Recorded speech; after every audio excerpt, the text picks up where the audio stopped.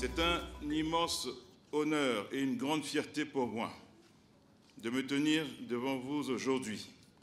afin de célébrer un événement exceptionnel et historique. La pose de la première pierre dans le cadre du projet de gaz naturel liquéfié Congo GNL. Pour mémoire, ce projet a été rendu possible grâce à la promulgation de la loi numéro 56/2021 portant approbation de l'avenant numéro 2 au contrat de partage de production, au cycle CPP, relatif au permis Marine 12, adopté successivement et le même jour par les deux chambres du Parlement le 1er janvier 2022, premier jour de l'an, jour de fête, témoignage du caractère éminemment stratégique de ce projet pour notre pays. Je voudrais saisir la circonstance qui nous réunit ce jour pour remercier une fois de plus les députés et les sénateurs pour leur implication exceptionnelle dans l'aboutissement de ce dossier, y compris en lui consacrant le premier jour de l'année 2022. Cet aboutissement heureux de la procédure institutionnelle relative à la mise en œuvre de ce projet n'a été rendu possible que grâce à l'implication personnelle de Monsieur le Président de la République, chef de l'État, Son Excellence M. Denis Sassou Nguesso, qui a depuis très longtemps, et notamment dès la construction de la première centrale à gaz de notre pays, la centrale électrique de Djeno en cycle CED, centrale remise en service récemment grâce aux efforts du gouvernement congolais en collaboration avec la société AXA. Le livre d'or de cette centrale, donc, en témoigne encore pour la postérité, que le Président a exprimé sa foi et son ambition pour l'avenir gazier de notre pays en des termes très visionnaires. En réalité, cette foi et cette ambition sont caractéristiques de la foi et de l'ambition de son Excellence, Monsieur le Président de la République, pour son pays. Foi et ambition dont la constance est sans cesse réitérée, comme elle l'a été une fois encore et de façon forte, lors du 60e anniversaire de l'indépendance du Congo, au cours duquel Monsieur le Président de la République déclarait, je cite, « L'optimisme est permis pour la prochaine décennie ». Excellence, Monsieur le Président de la République, chef de l'État, Madame l'épouse du chef de l'État, Monsieur le Premier ministre, chef du gouvernement, distingués invités, Mesdames et Messieurs, les changements climatiques dans les tribunes que constituent les différentes COP ne servent presque plus pour l'instant qu'à constater l'inexorable dégradation de notre environnement et l'accroissement des conséquences de plus en plus dramatiques et au quotidien pour la vie des populations de l'ensemble de la planète ont imposé un nouveau défi à notre monde dénommé la transition énergétique. Même en l'absence d'un consensus sur sa définition, sur la signification de son contenu, sur la substance et la compréhension de ce nouveau concept, notamment autour de la nécessité de son caractère juste, durable et équitable, ainsi que de l'évolution de la place et de l'utilisation des énergies fossiles, le monde entier s'accorde et admet que le gaz naturel, à travers sa valorisation, en constituera pour les années à venir et de plus en plus le principal ciment, pour ne pas dire la substantifique sève nourricière. Dès lors, le mix énergétique idéal, ou le plus adapté à l'impératif de l'évolution de nos ressources énergétiques, vers des énergies de plus en plus propres et décarbonées, et donc essentiellement renouvelables, impose désormais, pour l'ensemble de la planète en général, et en particulier pour des pays qui, comme le nôtre, disposent de gaz, de placer la production et la valorisation du gaz naturel au premier plan des choix énergétiques nationaux et globaux. Le gaz naturel est donc désormais, pour le siècle présent, le moteur par excellence de la transition énergétique. Le Congo, notre pays producteur traditionnel de pétrole, fait donc désormais partie, grâce à son important potentiel gazier et au projet Congo GNL, partie des pays de la solution énergétique pour l'avenir, non seulement pour ses populations, mais aussi pour l'ensemble des marchés mondiaux de gaz et notamment de gaz naturel liquéfié. Excellence, Monsieur le Président de la République, vous aviez donc eu raison de croire au gaz du Congo, quand très peu y croyaient, quand très peu échappaient à la tentation très forte et si facile de considérer un tel espoir, une telle croyance, une telle foi comme une gageure. Pourquoi pas un fantasme ou encore une farandole. En dirigeant visionnaire, souvent et presque toujours en avance sur les autres, sur votre génération, voire au-delà. Vous y avez tellement cru qu'après la centrale électrique de Djeno de 25 MW, dont la puissance a été portée ensuite à 50 MW, vous aviez engagé contre vents et marées, contre des opinions toutes plus expertes les unes que les autres, qui considéraient qu'un tel projet n'avait plus de sens dès lors que nous avions lancé celui du barrage hydroélectrique d'Imbolu, opinions qui jusqu'au dernier jour se sont opposées violemment au projet de la CEC, de la Tchèque, comme on dit en Italie. Oui, disais-je, vous aviez persisté dans votre foi et dans votre ambition d'offrir à la nation congolaise une centrale à gaz d'une puissance de 300 MW, puissance augmentée entre-temps à 480 MW, représentant aujourd'hui, on l'a dit, 70% de la production d'électricité de notre pays. Oui, une fois de plus, vous aviez eu raison. En 2017, toujours mû par la même foi et la même ambition pour l'avenir gazier de notre pays, mais aussi par vos convictions toujours plus grandes et votre stature internationale croissante d'écologistes convaincus et avérés, vous aviez pris un degré avant-gardiste, y compris à l'échelle mondiale, interdisant le torchage du gaz en République du Congo. En 2022, vous avez même renforcé, amélioré, enrichi les dispositions de ce décret en le modifiant afin de lui donner un caractère plus coercitif. Excellence, Monsieur le Président de la République, chef de l'État, avec un code gazier en cours de finalisation par un comité interministériel mis en place à cet effet et présidé par le directeur général des hydrocarbures, avec un Gaz Master Plan dont l'élaboration a été confiée à la Société nationale des pétroles du Congo en collaboration avec le cabinet international Wood Mackenzie, avec la création depuis août 2022 d'une direction générale de la valorisation du gaz dans le cadre de la réorganisation du ministère des hydrocarbures, le Congo, sous votre autorité et votre impulsion, et sous la coordination du Premier ministre chef du gouvernement, et avec l'ensemble du gouvernement,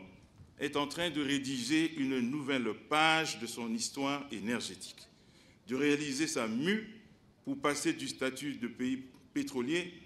à celui de pays pétrolier et résolument gazier.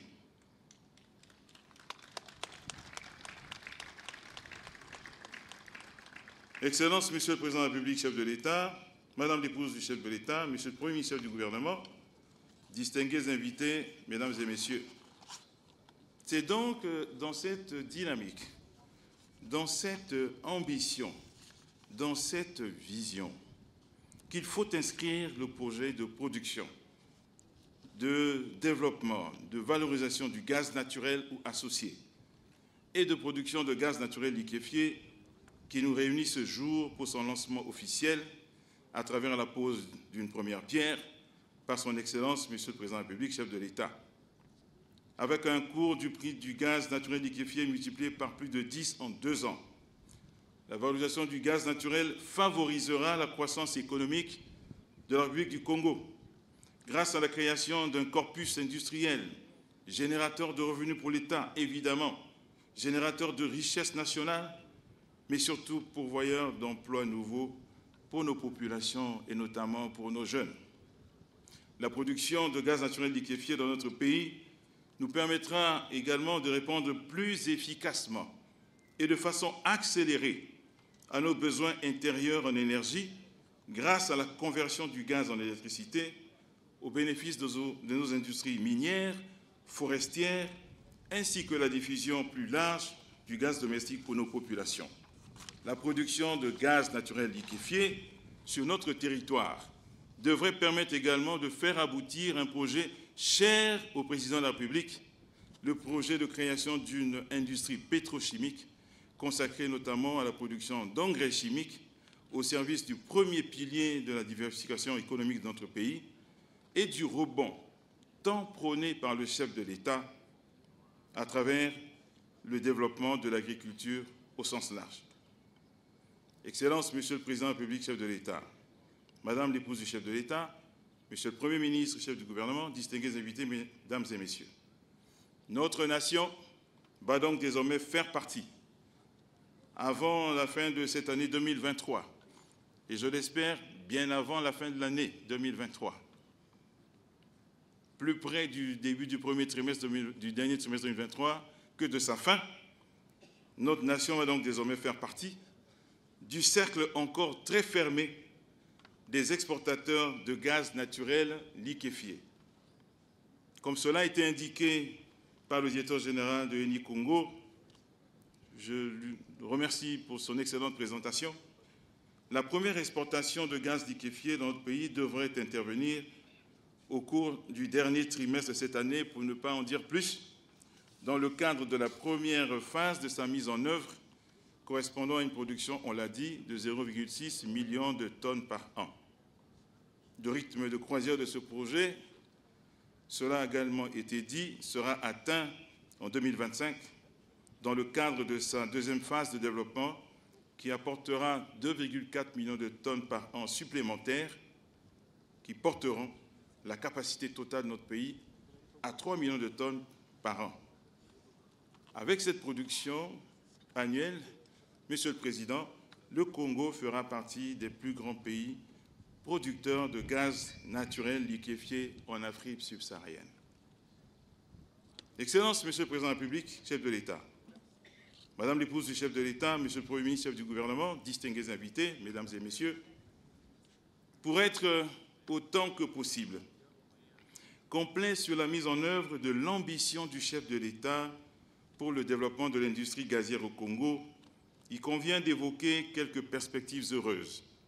qui régulièrement confortent d'ores et déjà cette ambition. Permettez-moi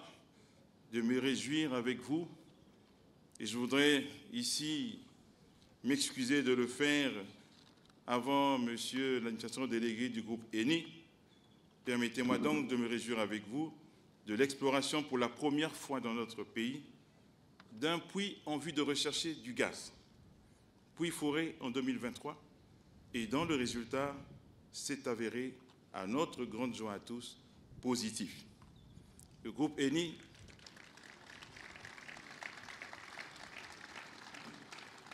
fera très bientôt, me l'a assuré Monsieur l'administrateur délégué, l'annonce officielle accompagnée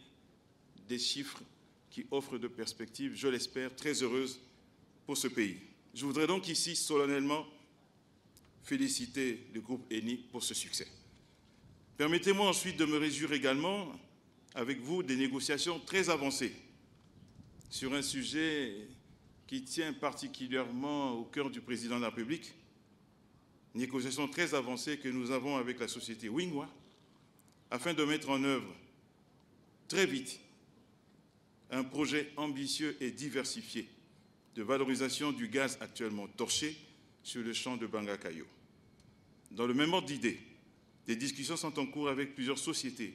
afin de concrétiser une des idées fortes du Gaz Master Plan en cours de révision, en l'occurrence la collecte des gaz torchés, leur agrégation, leur transformation, principalement pour le marché domestique, et pourquoi pas, pour produire aussi du gaz naturel liquéfié. Au nombre des perspectives de valorisation du gaz dans notre pays, s'inscrit également et évidemment l'immense potentiel gazier du champ de Nkossa. Autre sujet cher président de la République. Champ de Nkossa opéré par Total Énergie EP Congo, au sujet duquel des échanges importants sont déjà engagés entre le groupe Total Énergie et le gouvernement congolais. Ce serait un crime de lèse-majesté de ne pas évoquer les excellents accords, désormais tripartites, signés entre le Congo, la République démocratique du Congo et l'Angola. Je voudrais ici féliciter chaleureusement et fraternellement Monsieur le ministre de l'Énergie et de l'Hydraulique pour ce succès. Accord désormais tripartite en vue de la réalisation de la boucle énergétique dite de l'amitié, s'appuyant sur la volonté affichée par les actionnaires de la CEC que sont le Congo et le groupe Eni de porter la capacité de cette centrale de 480 MW aujourd'hui à environ 1000 MW, ce qui permettra d'alimenter en énergie électrique les 3 pays. Pour parachever l'évocation de ces perspectives, il me paraît utile d'indiquer que le gouvernement congolais, à travers sa Direction générale de l'évaluation du gaz, devrait dans les meilleurs délais réaliser une réévaluation du potentiel gazier et la certification des réserves gazières du pays, et sur cette base, lancer une importante campagne internationale de promotion du secteur gazier congolais. Enfin, et pour terminer sur les perspectives du secteur gazier, un cadre institutionnel gazier moderne et approprié devra être élaboré dans les meilleurs délais pour tenir compte de cette ambition nouvelle de développement du secteur gazier, ainsi que des réformes idoines, par ailleurs en cours d'étude, afin de garantir le succès de l'ambition gazière du chef de l'État pour son pays. Excellences, Monsieur le Président de la République, chef de l'État, Madame l'épouse du chef de l'État, Monsieur le Premier ministre, chef du gouvernement, distingués invités, Mesdames et Messieurs. Cela a été dit, permettez-moi d'en préciser les contours, en application du contrat de partage qui régit le champ marine 12, sur lequel s'appuie ce projet, et sur la base des directives précises du Président de la République et du Premier ministre, chef du gouvernement, la dimension sociale ainsi que la responsabilité sociétale liée à ce projet permettent d'envisager des actions très importantes dans les domaines de la santé, de l'éducation, de l'accès à l'eau potable et de l'agriculture au bénéfice des populations congolaises. Dans cette optique, sont prévues notamment la poursuite du projet d'accès aux services sociaux de base, de santé, eau potable, ainsi que d'autonomisation des populations à travers des activités agricoles au niveau du district de Inda, la construction d'un lycée d'excellence à Olombo, la mise en place des classes renforcées au sein du lycée de Wesso, la réhabilitation et le renforcement des capacités des lycées Poitiers-Bernard et Victor-Augagneur à Pointe-Noire, la mise en place, sujet cher à Monsieur le Premier ministre, chef du gouvernement, d'un cursus de classe préparatoire permettant l'accès aux grandes écoles nationales, africaines et mondiales, au lycée de la Révolution à Brazzaville.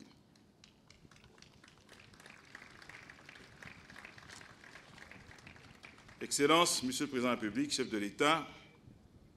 très distingué, Madame l'épouse du chef de l'État, Monsieur le Premier ministre, chef du gouvernement, distingués invités, Mesdames et Messieurs, Winston Churchill disait, je cite, « Là où se trouve une volonté, il existe un chemin. » Et le socio-anthropologue béninois Dona Maurice Zanou d'ajouter, je cite, « La persévérance est à la réussite ce que le carburant est au moteur. » Comme en écho, Amelia Mary Earhart, pilote d'avion américaine, première femme à traverser l'océan Atlantique sur enchérie, il fallait bien qu'il y ait une femme dans ma liste de citations, je cite, « Le plus difficile est de se décider à agir. Le reste n'est que de la ténacité. » Aussi, pour clore mon propos, je tiens à exprimer ma profonde gratitude à l'endroit du Président de la République, chef de l'État, son Excellence, M. Denis Sassou Nguesso, au Premier ministre du chef du gouvernement, M. Anatole Collinet Makosso, et à l'administrateur délégué du groupe Eni, M. Claudio Descalzi, pour leur impulsion, leur engagement, leur décision, leur volonté, leur ténacité, mieux, leur pugnacité et leur contribution à la réalisation et au succès garanti, je n'en doute pas, de ce projet emblématique qui fait entrer le Congo dans une autre dimension, non seulement de son avenir énergétique national, mais aussi de son positionnement mondial, en tant qu'acteur désormais non négligeable du marché énergétique mondial. Vive la coopération entre le Congo et le groupe ENI. Vive le Congo moderne et prospère. Ensemble, poursuivons la marche. Excellence, Monsieur le Président, Madame l'épouse du chef de l'État, Monsieur le Premier ministre, distingués invités, Mesdames et Messieurs, je vous remercie pour votre aimable et bienveillante attention.